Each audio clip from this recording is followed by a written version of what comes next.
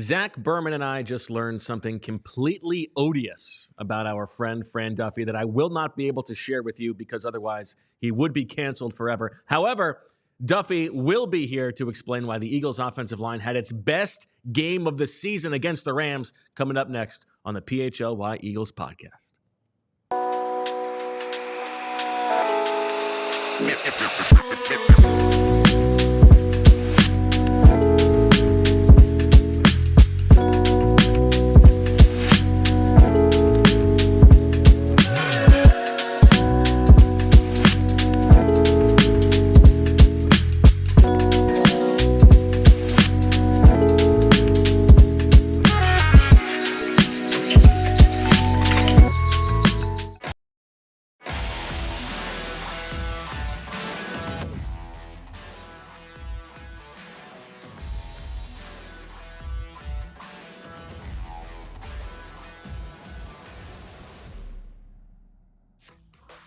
Hello, everybody, and welcome to the PHLY Eagles podcast on a Tuesday afternoon. You know it. We are presented by Bet365. Download the Bet365 app and use code PHLY365 when you sign up. Whatever the moment, it's never ordinary at Bet365. We've got a film review Tuesday here. Bo Wulf, Fran Duffy, Zach Berman.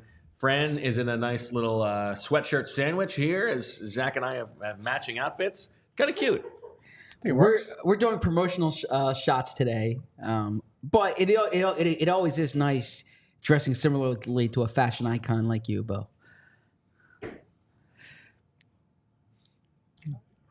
Hey, look, everyone out there knows how this is going to go now for the remaining 58 minutes of the show. The show is already now off the rails. The tension can be cut with a knife or with a Fran, but we will push forward anyway. Okay. You think that this was the best performance from the Eagles offensive line this season. Why is that? Well, it's one of the lowest pressure rates for Jalen Hurts in the game from a pass protection standpoint. We talked about how good the Rams had been at creating pressure throughout the majority of this season. But for me, also, it speaks to the run game and what we saw from Saquon Barkley, a season-high 99 yards before contact in this game. And it wasn't like a bunch of these runs were going out to the perimeter where you're going to get a lot of those yards before contact. So often, they did a good job of opening up these holes at the point of attack for Saquon Barkley, for Kenny Gainwell, for Jalen Hurts at times in this game. So to me, overall, as I was thinking about it, and we're going to get into some of the film, some of the screen grabs as to why I feel this way, but I thought this was one of the best execution games from the offensive line, especially in the run game, but certainly in pass protection as well.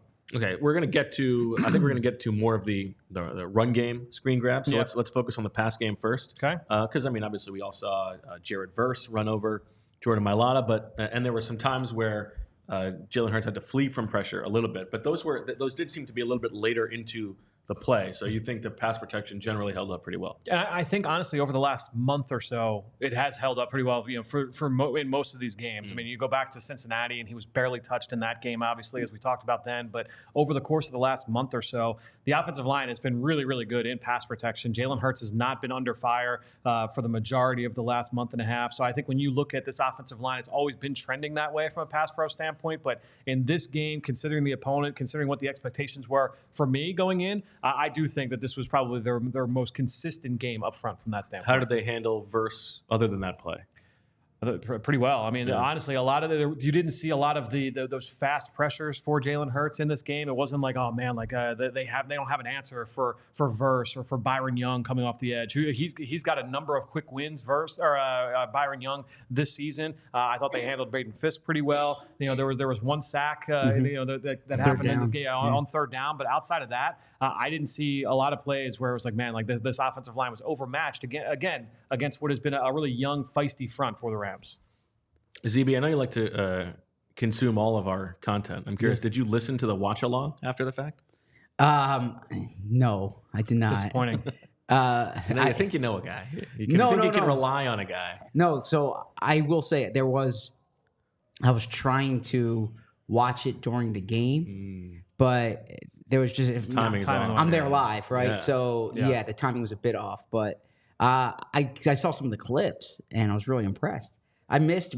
You and I did a game. What clips did you see? You and I did a game, the Cleveland Browns game. Yes, preseason game. Yep. And you're a good play-by-play guy. Very good. Oh, thank you. Yeah.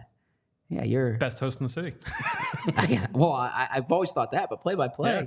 I mean, if we ever got rights to a team or something, we should put you on the play-by-play. You're good at that. Sounds good to me. Let's make it happen. Is that something you've experienced? No, seriously. Did you do it in college? No. Okay. Did you do it like when you played video games growing up? The play-by-play? No. Just consumed a lot of it over the years. Yeah, You didn't do it in like high school or anything? Nope. Wow. yeah, your cadence is good. Yeah. Well, I appreciate that. Well done. Nice of you to say. Yeah. Maybe you'll watch next time. The whole thing. What clips did you see? We didn't put out any clips. Yeah, we from it. did. Yeah, I posted a couple. Yeah. Yeah. Yeah. Oh, okay. It's mostly you and Jamie in that one. Yes. Oh, jealous. No, that was the reaction video that Julia brought Well, up. I mean, if also Fran's very good. I mean, he's Well, I know been that. analyzing the game. Yeah. Like calling out run schemes right away. It's good stuff. Yeah, but anytime I tried to say watch out for this, it felt like the opposite happened, especially early on in this game. But it's okay. It's okay. Get the reps. Yeah. Okay. All right. Before we move on to the running game and get through those clips, let's take a little bit of a step back. Zach, the reports today that Shaq Barrett coming out of retirement. Is this a possible Ndamukong Suh, Linval Joseph, Julio Jones move for the Eagles? Well, so this is interesting here. There's a bit of a complication. There's a difference. And who's the second edge rusher they can sign to make it a twofer, just like it was with Ndamukong Suh and Linval well, so Joseph? there's a fundamental Miles Jack. difference between Shaq Barrett's situation now and Ndamukong Suh and Linval Joseph and Shaq Leonard last year. The big difference is that the Miami Dolphins own his rights or hold his rights. I don't know if, whatever the right verb. Own makes me uncomfortable Yeah, too. hold his rights. Retain his rights. Yeah. He has there's contractual rights with the Dolphins. So He's their property. he can't. They would need to allow him to play for another team, okay? Because he retired while under contract there. And I don't know what the specifics behind the scenes there, but so now if he were to become free, I think that he is someone who the Eagles would be interested in. I would imagine. I mean, it doesn't take much to say that he's a 32-year-old, I believe 32, skilled pass rusher, proven. He kind of fits the style of play that the Eagles play, the Fangio type scheme. So I would imagine that would be the case, but the complication, of course, is the Miami thing. Now, he had to apply for reinstatement for a reason, right? He didn't apply for reinstatement for vanity, one would assume. He did it because he wants to play. And so we got to see what happens with the Dolphins, but it is something that I will be monitoring. There is a small transaction the Eagles made, but I don't think it's insignificant. And that is, and they haven't announced this yet. Mike Garafolo reported this first last night. KJ Henry, who was with the Commanders last year, was a 5th-round pick. We'll get Fran's profile or draft eval on him. But in his rookie year, he played 41% of the snaps in 10 games. He was a contributor with Washington. There's a new coaching staff. He gets cut. He was on Dallas's practice squad. Yep. Got cut. They're just adding him to the practice squad. They're adding him to the practice squad. But the Eagles have 3 healthy edge rushers. So one would imagine Brandon Graham's going to go on IR at some point here. And now the Eagles could add someone to the practice squad. Like they could say we have 3 weeks of elevation with KJ Henry, elevate him for 3 weeks, and then figure out what your roster situation is then. Use the roster spot on something else now, on someone else now. But KJ Henry is not just a nobody here. He's a 5th-round pick a year ago who played meaningful snaps for Washington. Sure, but to set he's been available. He also was just cut from a practice squad. True. Yeah, but I'm saying, but he's played in the NFL this year. He played in the NFL last year. What was your book on Henry KJ? I was not super high on Henry coming out. I had a camp body fringe roster type of grade on him when he was coming out of Clemson in 2023. 6'4", 250. Modest length. Athletically, I didn't think there was anything there to get overly excited about. I was surprised that he went in the 5th round. I was surprised that he made the 53. And he played a bunch of snaps last year for what was not a very good Washington defense. But I think when you look at Henry, again, to Zach's point, he's played in the league. He's shown that he's to a certain extent does belong. But I don't think he's moving the needle. Yeah. I don't think this is somebody that is going to change the outlook of the defensive line post Brandon Graham for the rest of the season. But if you had if they played a game tomorrow, would you rather KJ Henry or Teron Jackson? Yeah, I think it seems much more likely to me that he's replacing Teron Jackson's role on the scout team than it is Right. that he's going to be bumped up to the active roster. I think I'd probably rather have Teron Jackson. Okay. Yeah. I would put Teron Jackson in the same ilk, but comparing the two, I think I'd rather have Jackson. Okay. So we'll see. We know that Howie's going to want to make a move if he can. There is another in the chat. I don't know if you guys saw this. I think this just happened before the show. James Houston is getting released by the Detroit Lions. Interesting. Okay. Had 8 sacks as a rookie 2 seasons ago in 2022. So 2023 seasons ago now. My big thing, because a bunch of people in the chat are asking about James Houston. The big thing is the Detroit Lions are number 1 team in the NFC. Yeah. They're gearing up for a playoff run. If he was going to bring value to them, he wouldn't be getting released. Yeah, I mean, anybody available at this time of year is available for a reason. Yeah. So the only guys who would be available this time of year who like you can rationalize it if a guy gets cut, if there's a veteran and a team is like let's let him go to a contender or something like that, you could see that for Daniel Jones. That's the type of situation. Yeah, precisely. Okay. Back to the running game. Yep. And as we get to these clips, I want to ask you about Saquon Barkley because Zach and I talked about this yesterday.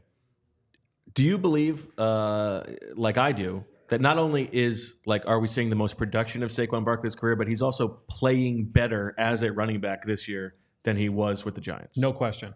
And this to me stood out watching him week 1. Green Bay down in Brazil. To me, one of my big takeaways from that game when I wrote my film recap from that week was the patience and the vision and the discipline from Saquon Barkley, and comparing that to what you saw from DeAndre Swift and what you saw from Miles Sanders each of the last 2 seasons with this Philadelphia Eagles offense, and gave a tip of the cap to Jamal Singleton, the Eagles running backs coach, because with all 3 of these players, before those seasons, that was kind of the knock on all of them, was that all of them were a little bit undisciplined. Maybe they were big game hunting as running backs. They didn't always stay on track. They didn't always stay within the construct of the scheme as designed on the whiteboard. But with all 3 guys, you're seeing them much more faithful in terms of understanding, hey, you know what, that hole is going to open up. And so in the piece that just went up on allphly.com today, I wanted to point out a couple of those examples for for Saquon Barkley, where, hey, you know what? In a play like this, last year in New York, 6 years ago in Penn State, he's probably chattering his feet and running outside, trying to cut back against the grain, not trusting it's going to open. But you can also understand why you would do that in Yes. New York, right? Yep. Because you're only going to get so many opportunities to bust a big play, and you can't trust that the blocking is going to be there. But here, whether that is a result of the offensive line itself, whether it's Jamal Singleton pounding it into him, or if this is who he wanted to be all along, but wasn't able to, he's running differently. Yeah, and that's why, think about the game, and we were talking about this during the watch along as it was happening live, right? It felt like pay attention here, Zach, because I know you weren't listening during the. It felt like I was only covering the game. I'm sorry. Yes, God forbid, I'm watching the actual game instead of listening to you guys watch the game. But yeah, but it felt that like would be very funny if you were sitting in the press box and not watching the game, just watching us. Yeah. That file the expense report about 2 minutes behind when the game is actually happening. But yes, they're kicking the extra point, and Zach's like, "Oh, Saquon!" yes. It's like through the collapse, trying to sync up the kickoff. But no, I think when you look at Saquon Barkley and the Would way you be that, a professional, please? Sorry. What was I saying? Oh yeah. Okay. So in that game, the first half, 7 yards, 8 yards, 7 yards, 8 yards, and 6 yards. For every run, it felt like it was successful. I'm pretty sure he finished with a 64% success rate on the ground in this game. Unbelievable for a guy with that many touches in one game. And to me, I look back and I'm like, all right, what are the resounding themes here? And this is kind of, it's simple, but it was a little bit of everything. There were plays where it's like, all right, Saquon did a great job of just putting his head forward and just getting 5 or 6 yards, taking what was available to him. Then there would be another where you'd see this crazy jump cut. First play of the game, he's going downhill, and the hole is closing in on him, and he executes this spin move that picks up an extra 4 yards that most backs aren't able to do, right? And so you get a little bit of everything where it's part scheme, part offensive line, part Saquon Barkley just being a freak of nature, and all of these things combined just lead to what has been the most explosive, most dynamic, most efficient running game in the NFL. I wanted to ask you specifically about late in games because Jalen Hurts made an interesting comment, and he said, and I'm going to read this, I told Saquon this, okay? that 2 moments this year where we may have lost a game in the past or maybe mismanaged a 4-minute situation where he's truly making things easier for us when it comes to how we handle 4-minute situations because his capabilities, even with a loaded box and being able to hit a home run, it was a big-time play for us. So if you read between the lines there, he thought that they weren't closing games out well enough in the past, and that Saquon allows them to close out games because he can run when teams know they're going to run. Yeah, and to me, that is going to be the hallmark of this team is if they continue on this track, right, where they're going to be trying to close teams out, or you're trying to win in the 4-minute drill. You have to be able to run the ball when everybody else knows you're going to run it. Can you hold the football in those situations? And so, with Saquon, again, it goes back to the trying to find those themes, right? So there are going to be plays where, hey, the defense is loading the box, and that final touchdown run, they had 10 guys within 6 yards of the line of scrimmage. The LA Rams, they were loading up to say we're going to stop Saquon Barkley. You get great execution from the blocking scheme, and then you get Saquon Barkley running away from everybody. So it was great blocking up front, but then you also need Saquon to be able to follow through. And honestly, too, he's got that breakaway ability. But then also the size and physicality and demeanor as a runner that he can handle that heavy workload late in the game as well. And I always think Bo says this, and he's 100% right. The players always know. And I think the cool thing about mic'd up clips, people sometimes make a big deal about jokes that are said, but sometimes you can actually learn a lot about what a player is saying or thinking in real time. And it's amazing in all these mic'd up clips, whether it's Slay or Zach Baun this past weekend or A.J. Brown, you go every week, these players are Saquon's going to do something here. You can see the reverence that they have for Saquon. Yeah, we talked about that yesterday. I love when you see a guy who is making his teammates mark out for just how awesome he has been. And certainly that has been the case for Saquon this season. Why don't you take us through, let's go with that second touchdown I know you want to talk about. Yeah, the big one. So Julia, this will be Barkley TD. We'll go with clip number 1. So, when you look at this play, and obviously this is late in the game, the Eagles are trying to salt the victory away. This was an insane play from really the blocking scheme in general. You now, see 10 guys in the box. Yeah, everybody here is not basically the box, yeah. We've got one corner. It's 13 personnel. You got 3 tight ends out in the field, and you can see that the Eagles are running a play. It's called counter, where you're going to have 2 pullers coming from the backside. So you can see the pullers right in front of Jalen Hurts and Saquon Barkley. That's Mekhi Becton coming from left to right, and Grant Calcaterra is following behind him. Now, the target for Mekhi Becton on this play, almost always, that first puller is going to kick out the what is called the force player, the defensive end. He is going to try and take that defensive end and block him towards our right, towards the sideline. So you're going to kick him out, and that's going to create the outside edge, the outside lane for Saquon Barkley. Julie, if you go to the next shot, you will see that defensive end, he chased the tight end inside. And so he's working really hard to spill this, to force Saquon Barkley off of his path and get him outside and basically kick him to the corner. Now, Mekhi Becton, there's 2 ways you can go about this. You can say, all right, well, I'm still going to try and force him outside. Maybe I'm going to try and block him vertically, almost towards us, right, towards the bottom of the screen. But Mekhi Becton does an outstanding job. Julie, if you go to the next screen here, you can see that Mekhi Becton actually turns inside and just basically says, all right, if you want to go inside, I'm going to take you inside. And he just basically creates that pin. Now, Grant Calcaterra is the next guy up. He sees, all right, Mekhi got turned inside, which means there's no outside edge here. So when I take on this block with Cam Curl here, the veteran safety on the box, I'm not going to just try and fit him up and work vertically. I need to create a lane for Saquon. Saquon's going to read off of me. And so I now have to take my block and work him outside because Mekhi Becton couldn't go outside. So that outside lane, that outside alley has not been created yet. And you think they're doing this all live? On the fly. This is on the fly. So Mekhi Becton has to react to that movement from the defensive end, and then Calcaterra has to react to the movement from Mekhi, and then Saquon, he's got to follow all of this as it's happening, right? Because usually this run should hit inside of Calcaterra. Usually that counterplay, you're working on the inside shoulder of that second puller, but because of how things kind of worked out here, it got a little muddy, but Calcaterra did an outstanding job. He takes the safety and runs him out. Julie, if you go to the next shot, it's the final one. Perfect. I mean, so basically, Mekhi Becton and Grant Calcaterra, they swap, right? And that happens on the fly. And that's what, to me, there were a few examples of that in this game. It was actually the opening drive. I think it was play 7 or play 8, where they got the same 2 guys did the same exact thing, and the play went for 6-7 yards. But this one, it came back, and you were able to get the huge touchdown, 70-plus yards for Saquon Barkley. Shout out to Grant Calcaterra. Coming Outstanding along job. as a blocker. Well, we've got another one coming up too, where he did something similar. But huge shout out to Grant Calcaterra because look, he's not going to line up and block a defensive end one-on-one, hand in the dirt, and I'm going to feel good about that every single play. It's like his blocking awareness is high. It's just the strength at the point of attack that might not be where you want it to be. And the willpower's there. He's competitive. He's gonna give you all out effort. You're asking him to lose slow. Honestly, you're getting into like the Zach Ertz question, late career Zach Ertz, where all right, yeah, he's not going to win every battle, but if he can give you games like this as a move blocker, that's great. And frankly, as far as I'm concerned, if a guy's blocking like that, could you throw him 1 6-yard pass, please? Unbelievable that you didn't hit that. Ridiculous. Well, by the way, credit DJ Smith had a good story on Sunday about Grant Calcaterra. I wanted to ask about Becton, if I can, because you mentioned him there. And he's getting some YouTube love. Or I'm sorry, he's getting some social media love right now too.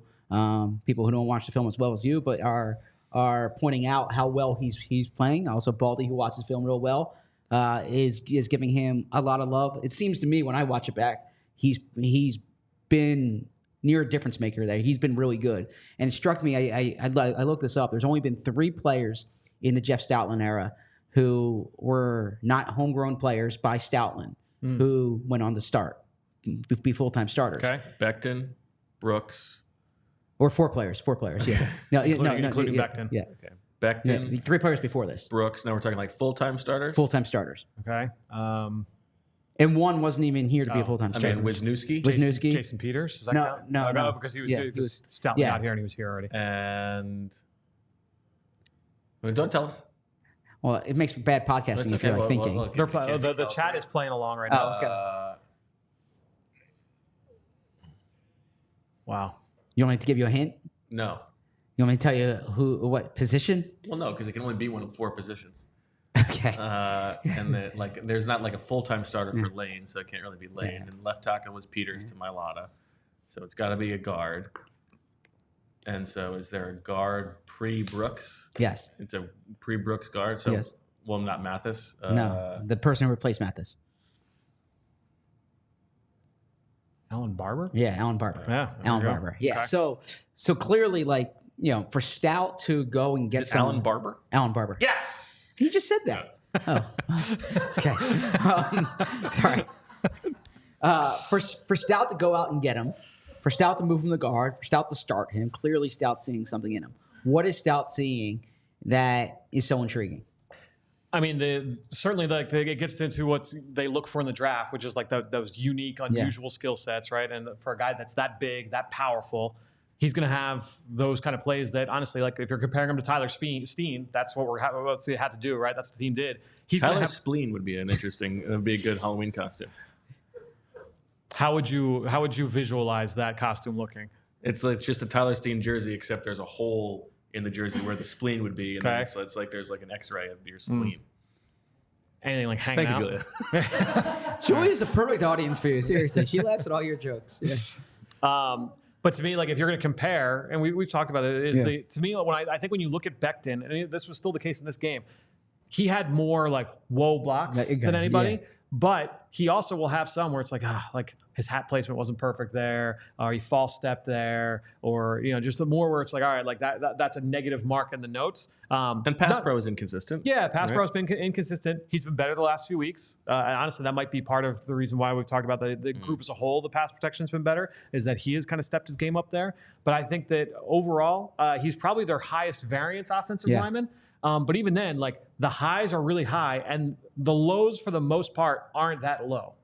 So that would be the way I would kind of look at it, is that while he is slightly inconsistent, I mean, the highs in the run game are so good. And so I can see what the vision was in terms of, this is the best thing that they've had since Brandon Brooks there next to Lane Johnson. And we know what that can look like when you have a guard that looks like Brandon next to Lane. That's what you want. Do you think they're going to extend him, if I can. What's that? Do you think they're going to extend him?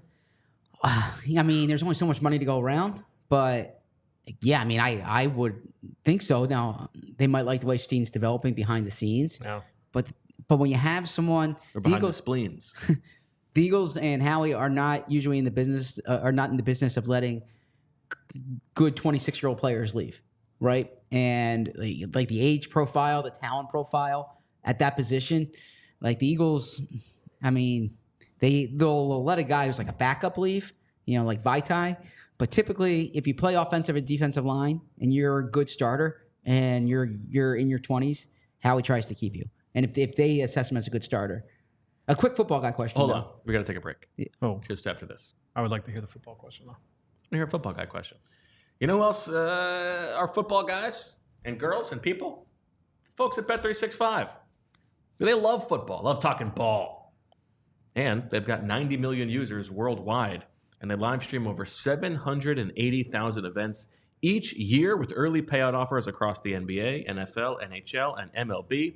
The folks at Bet365, they're a little bit like Lewis and Clark because they're pioneers. They pioneered live in-game betting. And today they offer the widest range of games and markets available for live in-game betting across 78 sports. Right now, new customers, not nude customers, although if you are nude, you can also be a customer, get $150 in bonus bets when you bet just $5.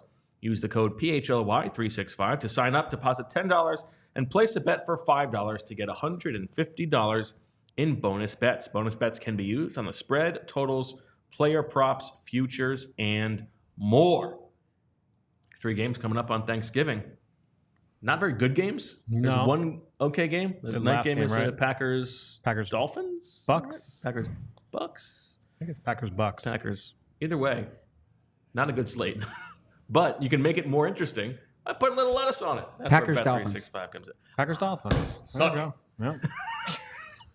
Download the Bet365 app. Use code PHLY365 when you sign up to get $150 in bonus bets when you bet $5, whatever the moment. It's never ordinary at Bet365. It must be 21 or older and physically located in Pennsylvania. If you or someone you know has a gambling problem and wants help, call or text 1-800-GAMBLER.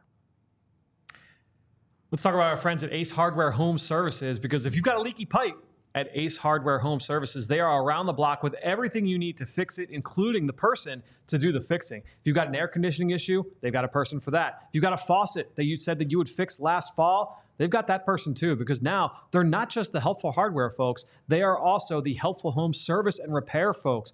Ace Hardware offers a wide range of residential maintenance, installation, and home repair services, including plumbing, heating, cooling, and electrical. If you've got a problem, they've got the solution, and you've got to know this. Ace offers emergency services for when you need the most. From plumbing to heating and cooling, they've got the trusted pros to keep your home humming all year long. Ace Hardware Home Services, they're bringing helpful home, the helpful you love, from the store now to your front door. Visit Ace Hardware Home Services online at www.acehardwarehomeservices.com to get you started on your next project.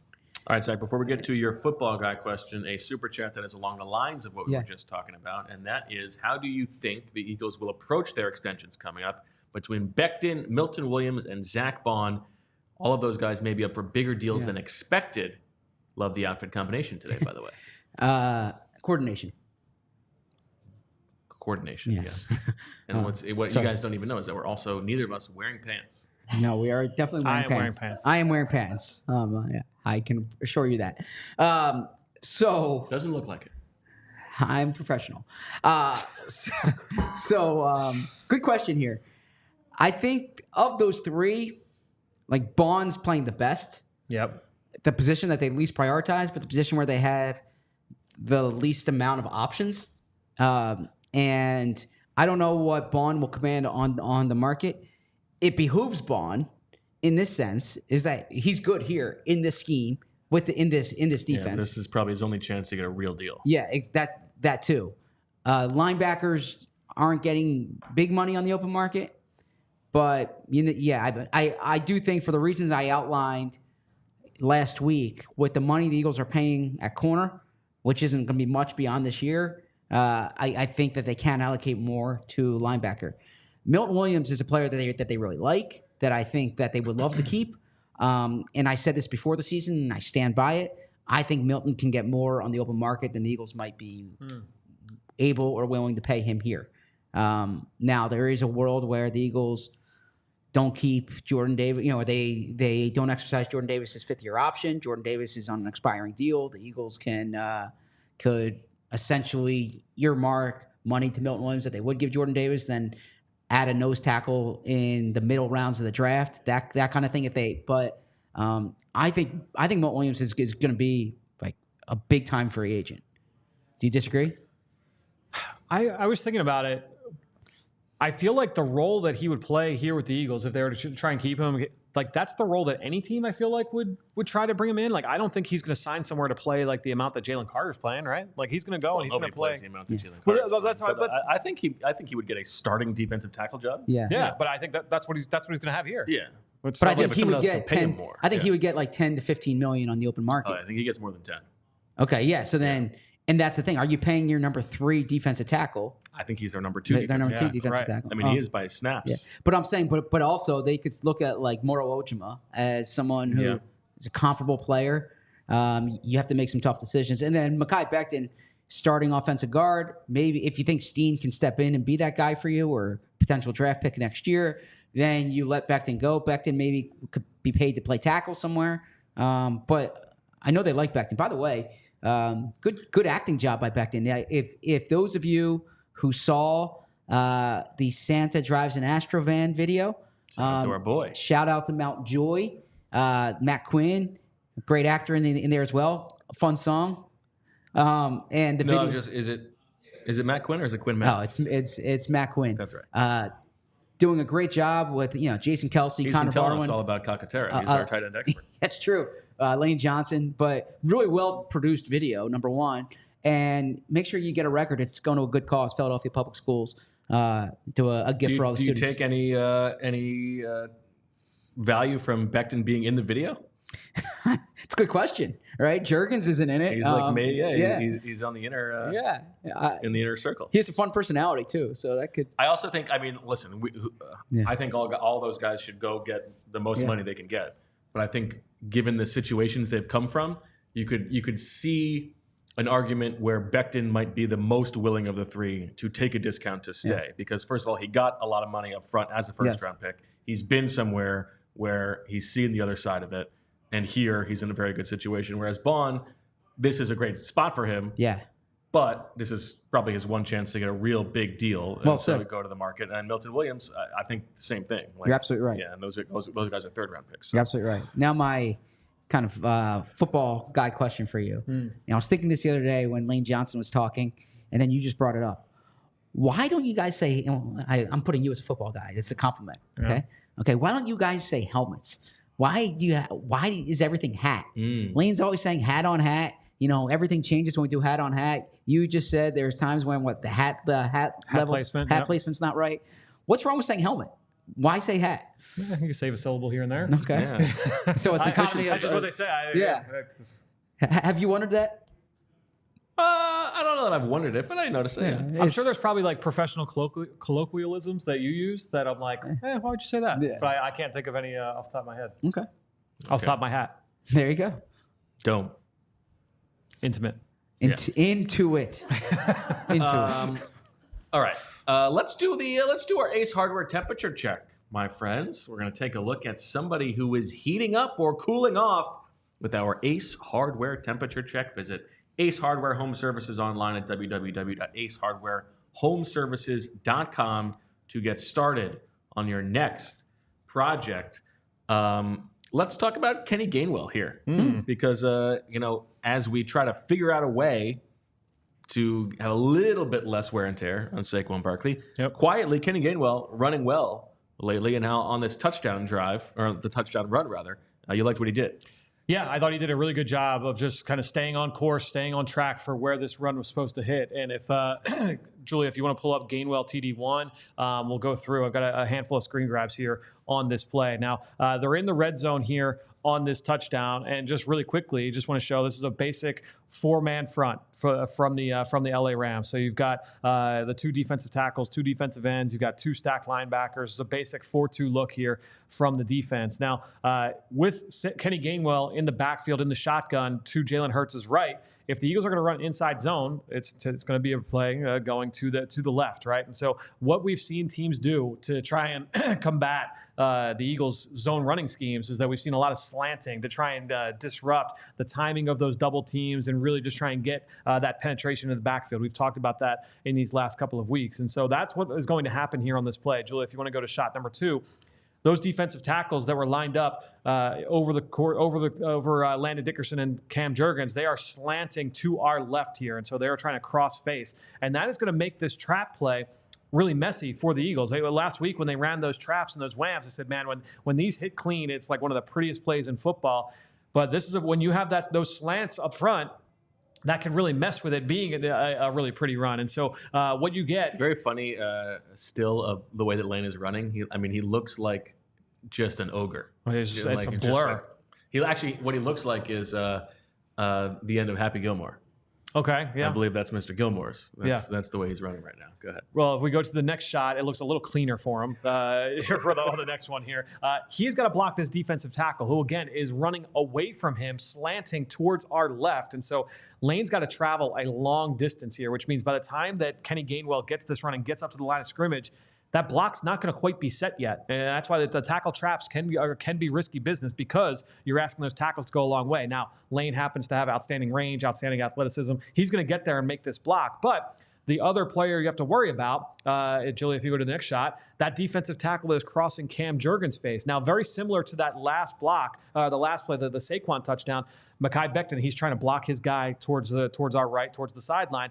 Very similar here. Cam Jurgens is trying to block his guy down. He's trying to block it to our right. But now that this defensive tackle crosses his face and is going to his left, Cam Jurgens could do one of two things. He can either, all right, I'm just going to latch on and just try and run my feet and kind of work him vertical, but this run's supposed to hit right downhill. Instead, what Cam says is, all right, if he's trying to go to our left or to my left, I'm going to take him where he wants to go. And that's one of the things, like with an undersized center, you're not going to out-muscle guys all the time. So you have to kind of lean into players' momentum. So if that defensive tackle is trying to go to the left, I'm going to steer him that way and just run him off the picture. And Julie, if you go to the next shot, again, this is where that run is going to hit. So if Cam, if he stalemates him and tries not to move him here or just accepts defeat, well, now you're creating a brick wall for Kenny Gainwell.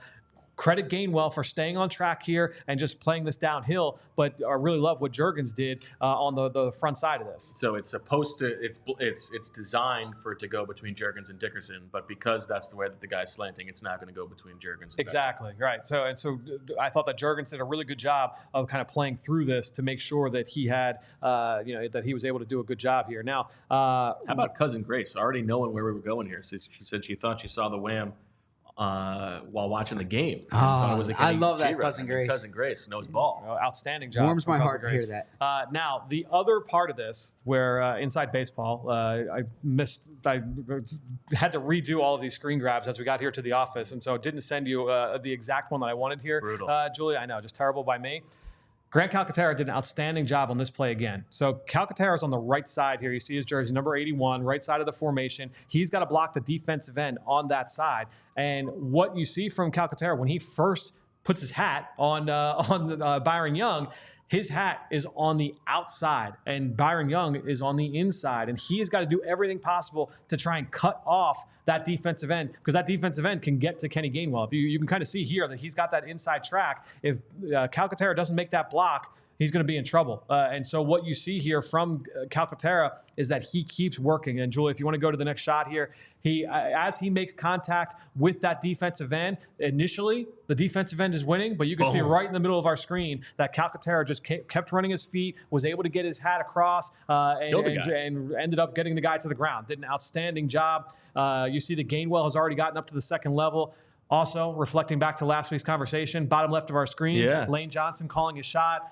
He's saying that this one's going to go for a touchdown. Now, this one's although Gainwell does still have a little bit of work left to do. He does. And Lane did it again in this game, right on the first long run, the first long touchdown, the first play of the third quarter. He called it. And what I also appreciate, we talked about how Mekhi Becton, his batting average is not as good. Julie, if you go to the next shot. He waited until he was sure. Oh, yes. Before he put his arms. I mean, even Jalen. Kenny is like about to cross the goal line when Mekhi's arms go up. So he waited. He did a nice job of giving a little bit of time before he called his shot there. Nicely done. By the way, on the topic of the Ace Hardware temperature check, I need to take an L. Okay. We're on this show 5 days a week, year round. We put opinions out there often, probably more so than I've done in past jobs. I put opinions on the record, and when I'm wrong, I need to own up to it. And I said going into the year, I think Will Shipley's going to be the number 2 back. I think Will Shipley's going to be ahead of Gainwell. And credit to Bo. Bo pushed back on me there. And it's very clear Gainwell's like the number 2 guy. And Gainwell, every chance they get, they talk up Gainwell. You see the reaction in those shots. Like, Gainwell's very popular in the locker room. Players felt really good when he scored that touchdown. So, I think 12 weeks into the season, it's fair to say that change has not happened. I mean, a little bit disappointing for a guy who was drafted at the same level as Miles Sanders. And literally never said that. Never. You see, Bo, you took it That's too far. who you looped him in with. I said their highest drafted running back since. I mean, if you draft a guy, Miles Sanders. If you draft a guy at the Shady McCoy, Miles Sanders level, and he's still your 3rd running back as a rookie, that's disappointing. Bo, that is a fact. He was their highest drafted running back since Miles Sanders. Like, there's no. I'll say this again. You're entitled to your own opinions, and you have many good opinions. You're not entitled to your own facts. That is like a verifiable you gerrymandered fact. Those stats, those facts in a way there to was make it gerrymandering sound there, but like Will Shipley was on their level as opposed to on the Pumphrey level. Once again, I can't control your inferences. I can't control my implications. It's your fault for bringing this back up. You didn't have to. I was owning up to it. Story. But all right, let's get to our advertisers. Yes. What do you think, Fran? I'm staying out of this. I'm questioning everything right now. I hope not. We're very happy to have you here, Fran. You want that Temple job is just looming right They're there. keeping the program. Got my keeping the program. Yeah, all right. Dr. Fry said so, but no stadium. Now, yeah. All right, we're taking a break. Oh, have we already done the flash? Oh, okay. You don't want Empire tomorrow. You don't want Empire yesterday. When you need help with your floors, you need Empire today. With Empire today, you get shop-at-home convenience, the right product for your needs, quick and professional installation, and a price match guarantee. Empire today is the best place to get new flooring, so of course they have copycats. But those copycats, they can't beat Empire today when it comes to quality, service, speed. So they're going to offer low-quality products that the good folks at Empire today simply would not carry. Empire today won't promise the lowest prices because anyone who does that is putting flooring in your home that they wouldn't put in their own. At Empire today, they pride themselves on their convenient shop-at-home service, and they help customers shop for floors where they use their floors so they can see exactly what their new floors will look like in their homes with the lighting and decor that you have so that you can make an informed decision. What they leave out is just as important as what they leave in. They don't want to overwhelm you with decision fatigue. These are the experts. They're going to show you what works best for you, and then you can go from there. They also service their own warranties, and if an issue does arise, just call Empire. They service all warranties themselves, so you won't have to track down a manufacturer's phone number. Schedule that free in-home estimate today, and if you do, remember that all listeners can receive $350 off. Take it away. It's gone. That's the discount you get when you use the promo code PHLY. Restrictions apply. See empiretoday.com/PHLY for deets. I can read these advertisements, and they're all flex. The best thing I can say, though, the best endorsement I can give is that I use your product, right? I'm not just reading the text. I use your product. I got off the plane Friday in Los Angeles. I had been tracking prices all week on Game Time. I opened the Game Time app. I'm in the rental car shuttle, and I decide at that point, I'm still not ready to pull the trigger. I'm still not ready to buy it. And then I get into the car, and still not, last minute deals. I had about 7 minutes to go. Okay. But I didn't want to. Obviously, you're looking as you're driving. I didn't want to do that. And so I got in the car, and before I pulled out, I said, all right, I'm going to make my decision now. And I bought my ticket to the Clippers game then. Where else but on Game Time, okay? I want to take my son to the Villanova Eastern Kentucky football game this weekend. We need more inventory on Game Time. For that, I've been checking it out. I'll be checking deals up until the last minute there. The reason I do this is because Game Time is the place to turn. It has this new feature called Game Time Picks, which I used on Friday. It makes getting your tickets to your favorite live events even easier. Game Time Picks filters out the fluff to show you only the incredible deals on great seats. We can use Game Time Picks on the show, actually. Filter out the fluff, right?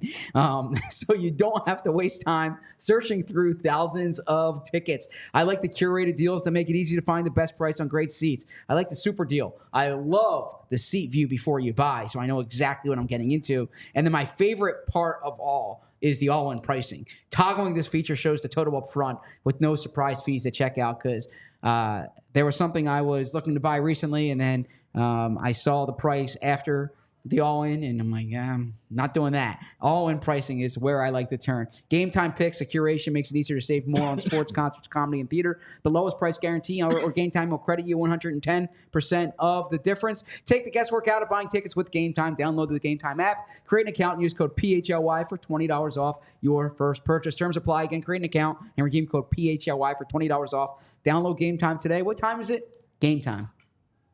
By the way, I was thinking about your review of the Intuit Dome yesterday, which to me was such a perfect encapsulation of the state of, this is not technology, but the state of technology, where it's like, oh, what do you like doing? You like coming to a game, getting some food, and watching the team. Well, how about this? What if we made the food a lot more expensive, but in order to do that, just that can pay for the fact that you get a couple buttons at your seat now. Wouldn't that be a lot of fun? Can't we just ruin this thing for you and make you pay more for it? Look, we don't need to go. Fran has a lot of good football insight to get to, but that is a conflation. They're not charging more for food than they do in Philly or anywhere else. Actually, if I can be honest with you, the food in Philly is more than the food there. I researched the food there ahead of time for like recommendations, and I found they recommended, it's like they called it urinal cake. What's that? Your urinal cake? Oh, that's gross. Okay.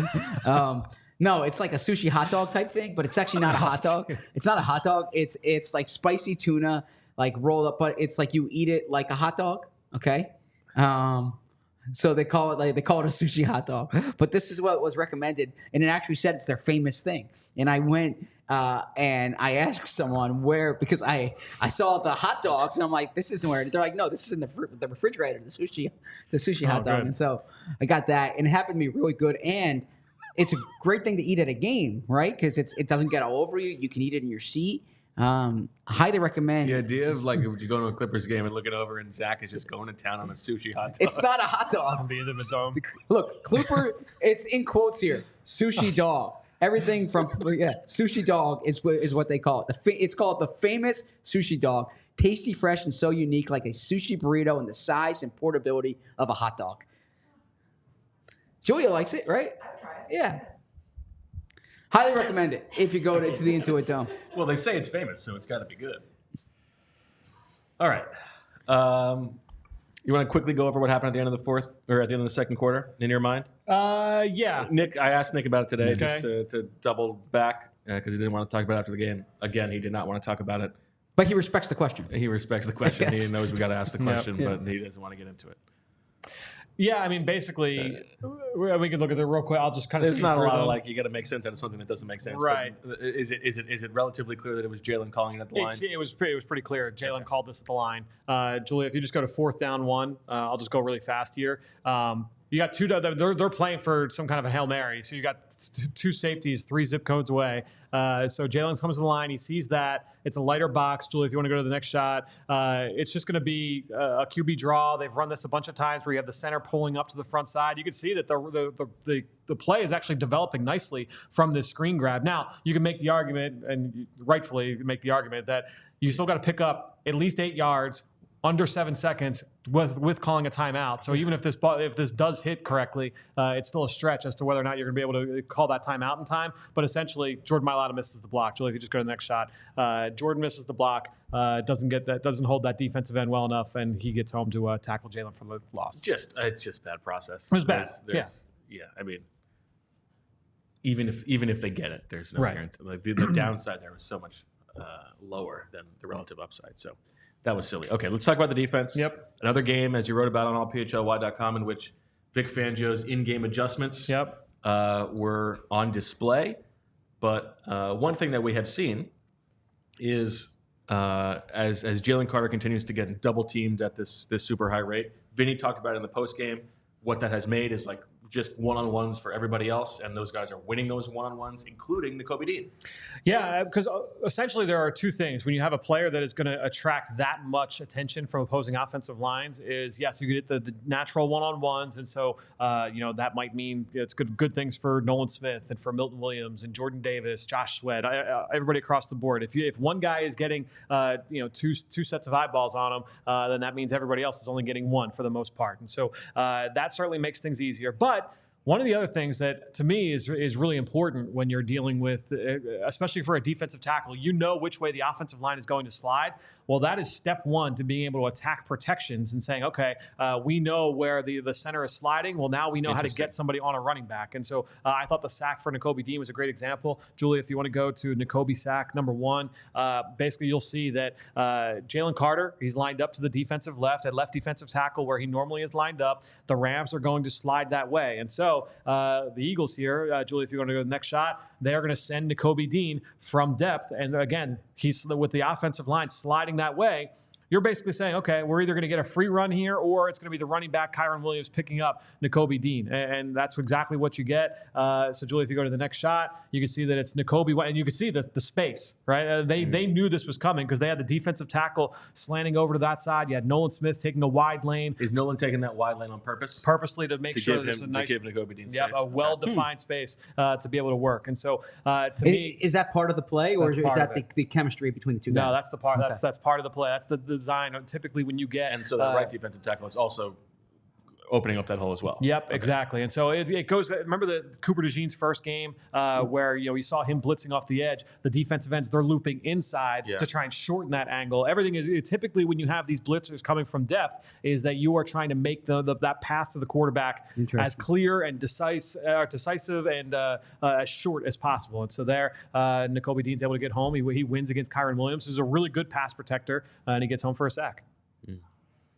Love that. I like that. That's a good detail on how they made that matchup happen in space there. Before we do the BG thing, let's go to Zach Baun since we're talking about the linebackers.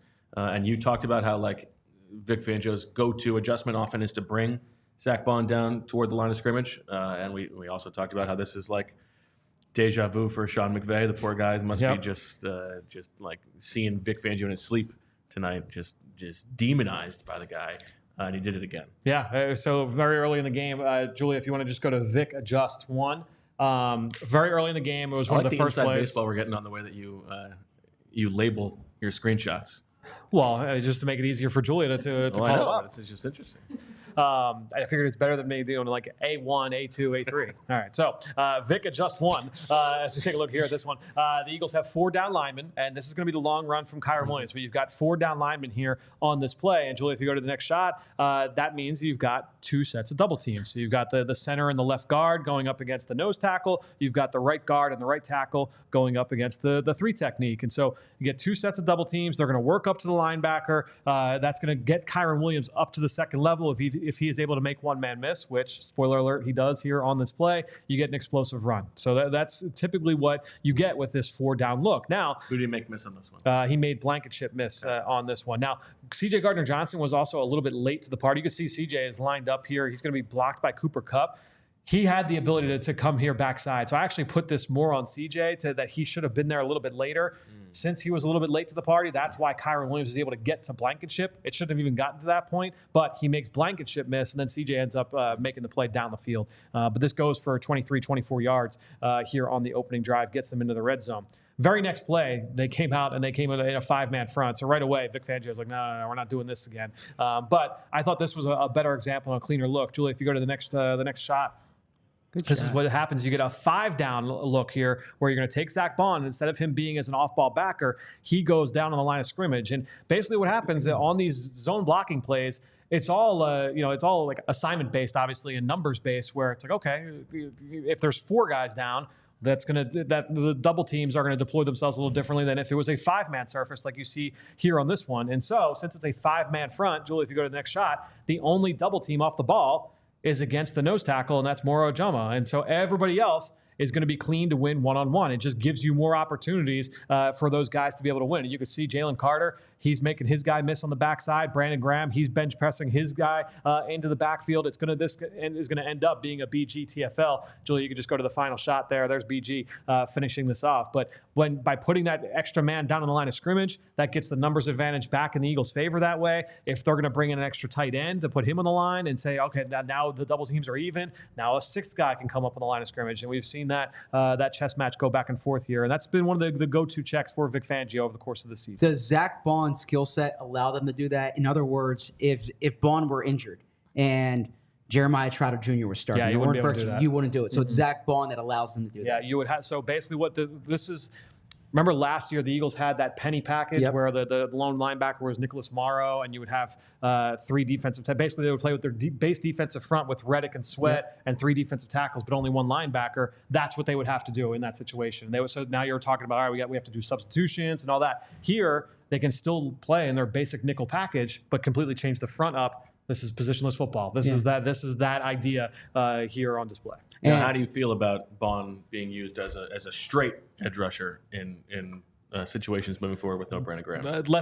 Not ideal. It's less than ideal for sure. I mean, there's a reason why he's kind of been a bit player in that role. But I mean, if he has to do it, and you just need healthy bodies just to give guys reps, or give them rest on the side, that's fine. But I don't love that. But it kind of. Would you rather see Oren Burks or Trotter Jr. on the field?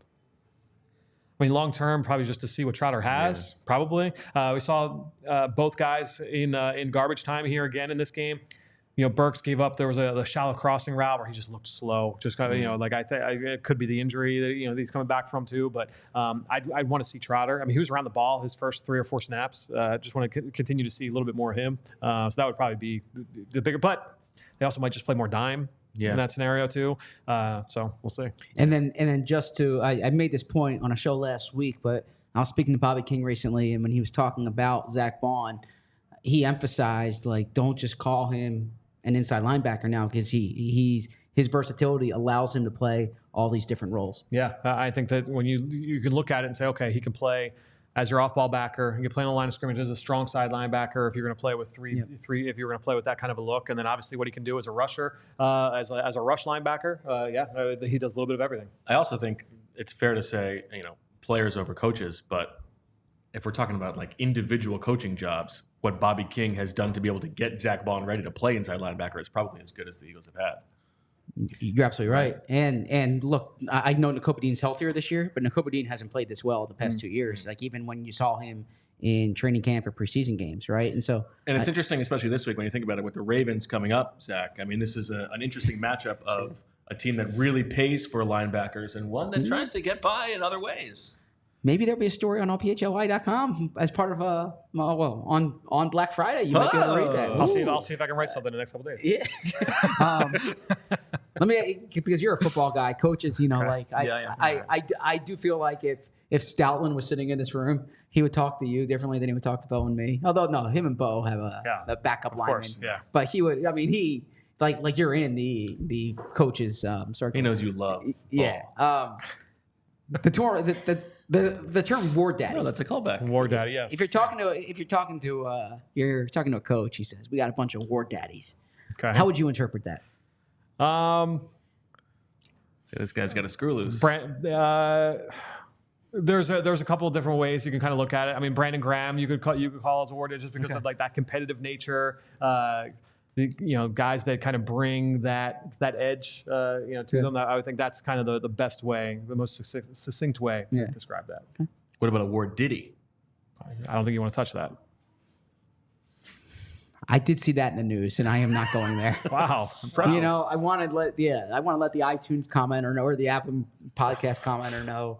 I do have. I'm not naive about everything. I am familiar with some, and I do know that reference, and I'm not going there. All right, Zach's very plugged in on what's going on with Diddy these days. We thank everybody for watching live on television. Go to allphly.com to check out the rest of the show. Let's give a little love to Brandon Graham and what was his going away game, at least for the season.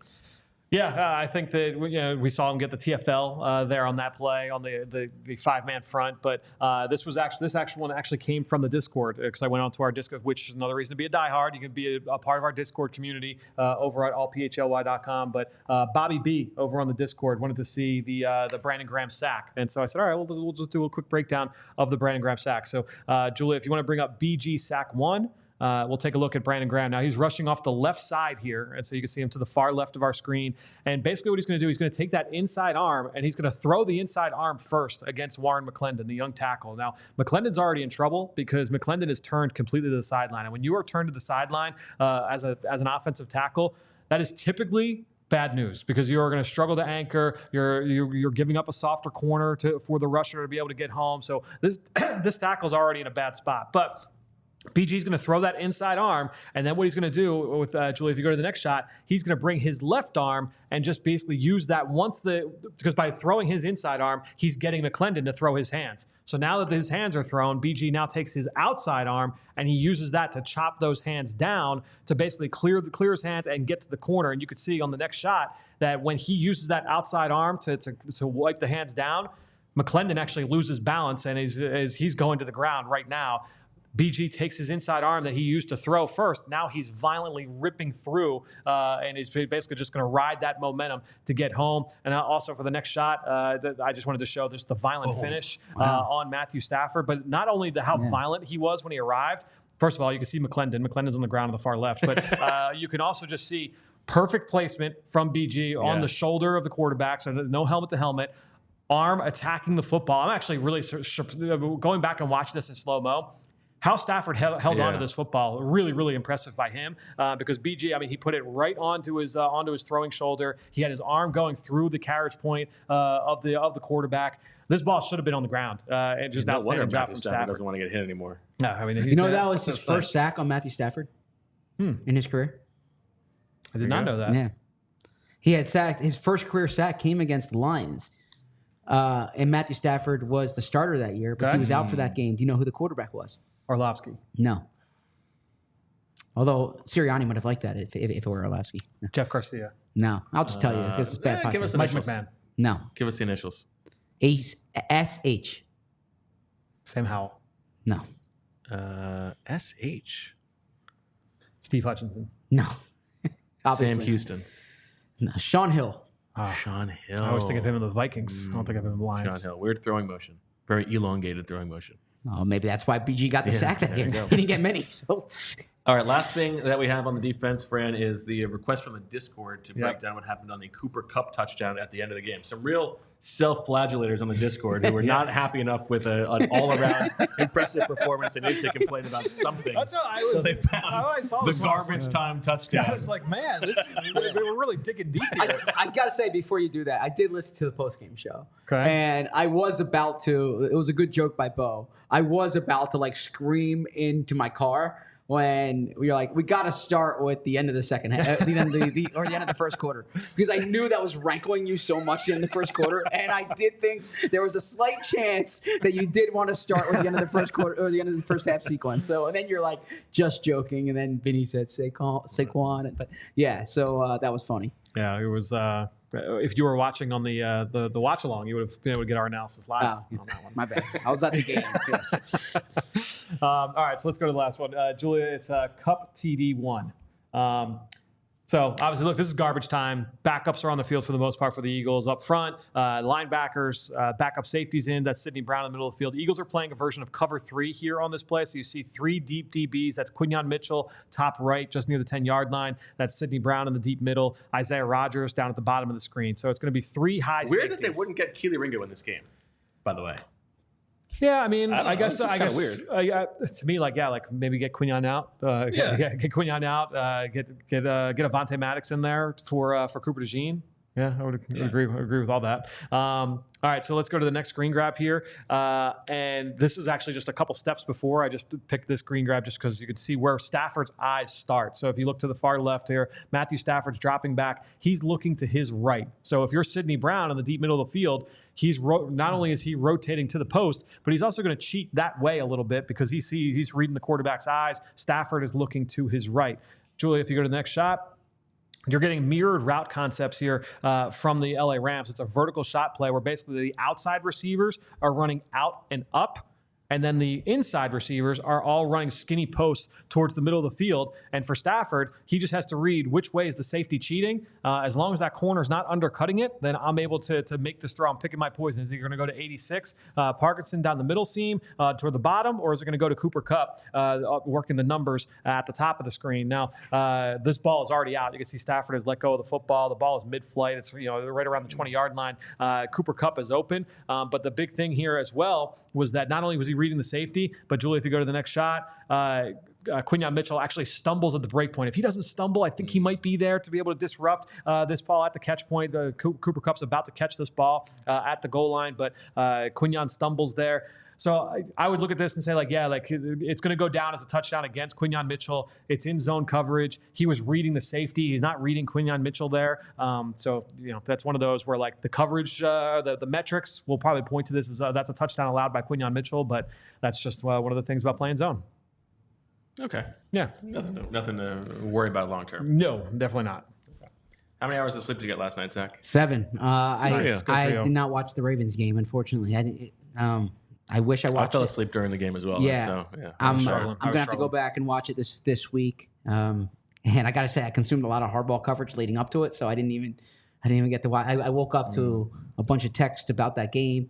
I did go back and watch the 4th down sequence because I saw that on social media. You were down early. Oh yeah. I went to bed before 9 o'clock last night. Wow, good. I So actually. What time were you up? This morning? Like 4 a.m.? No, like 5:30. But I was up in the middle of the night for a bit. So I get up and then I scroll my phone until I fall back to sleep. So the perfect way to fall back to sleep. The ring only accounts for when you're actually sleeping. So not just like if you go to bed at 9 and you get up at 5:30, it's not all that. So and then it tracks your deep sleep, your REM sleep, and your light sleep, and each are different for your restorative nature. But you've also already called into question its accuracy. No, that's not true. I didn't call in the question. You're baiting me here. I'm not. You said they didn't get your plane thing right. No, because I wasn't sleeping, but in my mind, I wasn't working, so my eyes were closed. Right. So that's the thing.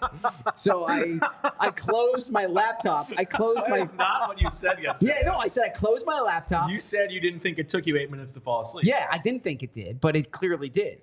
It clearly did, but you think from the that time thing knows when you fell asleep better than you do? Yes, absolutely, because your breathing is different. Your your everything. Yeah. So, but as long as you're not working, you're if I'm not working, As far as if I'm on a plane, does that go for everything? Well, particularly on a plane, if I'm not like working or reading, then that. Like if I'm not doing something, that's not how it works. It's like productive and unproductive, or like productive. Yeah. Well, yes. I mean, I'm not just like sitting there staring at the. So I put my laptop down, I put my AirPods in, fall asleep, and I closed my eyes. And then from that point, it took me 8 minutes to actually fall fall asleep. But you want to jerry rig in your own mind. In my mind, that counts. 8 minutes that counts as time that I'm sleeping because I had set my alarm at that point for I was still on West Coast time, so I think it was like 4 a.m. or 3 a.m. maybe. So I set it for like a round number. And so I finished the Brandon Graham story 6 minutes before or 8 minutes before. I put my computer down, I put my AirPods in and closed my eyes. And then I guess it took 8 minutes from that point for me to fall asleep. Julia, what is going on here?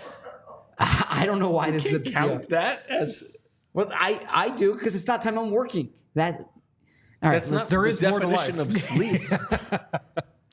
all right. Okay, I get it. It's just, He didn't officially punch out. I wasn't though. listening to it. I had music on in the background that I was hoping that would put me to sleep. Yeah. That's not explaining that. Well, whatever. Super chat from Chase in Plainview. I was worried we weren't going to get I them. know. we Keeping the streak need to keep the alive. lights on, man. Yeah. Were the Rams bad tackling? Was the Rams bad tackling Sean Desai's fault? Well, Sean Desai works with the offense with the Rams, so I would say no. And honestly, So was their lack of ability to counter Vic Fangio's counter Sean Desai's fault?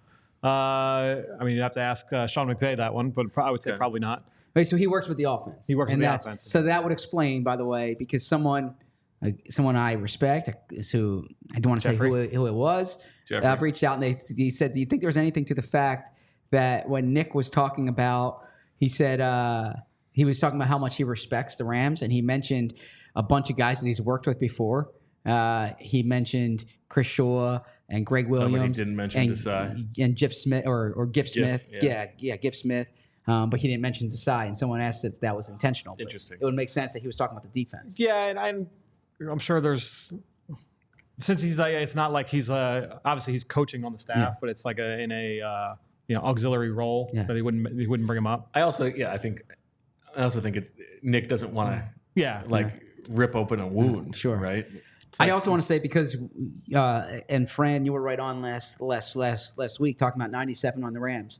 Michael Hoyt. He was the one who Lane Johnson pinpointed in his comments after the game that the way they were using Hoyt was like disrupting them in the run game. It was disrupting the Eagles in the run game in the first half because that was messing up their combo blocks. He was lining up over the top. Yep. And he said once they figured that out in the second half, they thought they can get more production. And if you just see the first half, second half splits. And Lane said that's why you have to stick to the run because like it's gonna progress once you get hat on hat. Hat on hat. There you go. All right. Thanks for watching. Thanks for listening today. Tomorrow, live from Reading Terminal, Jamie and Handsome Rich at 2:30. Slight tweak to the schedule there.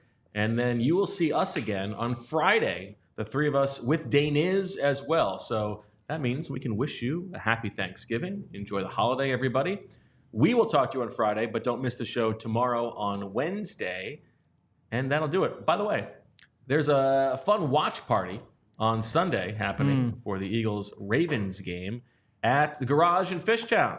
So if you want to watch the game with fellow like-minded sickos, that's the place to do it. Okay, what? I just want to say, I mean, I hope to head over to the terminal tomorrow between interviews, but if for some reason I don't, I want to wish the audience and you guys a happy Thanksgiving. It's my favorite holiday of the year. So there's a lot for us to be thankful for this year. How are you going to account for the time eating if it's not sleeping or working? Well, that's special family time. Thanksgiving's important to me. So yeah, I will not be. Thursday night I'll be writing, but definitely not during the Thanksgiving. I will not be thinking about work during Thanksgiving.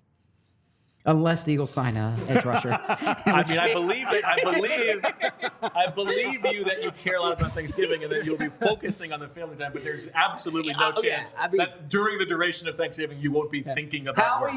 Howie, I know you watched the show, especially 73 minutes into it.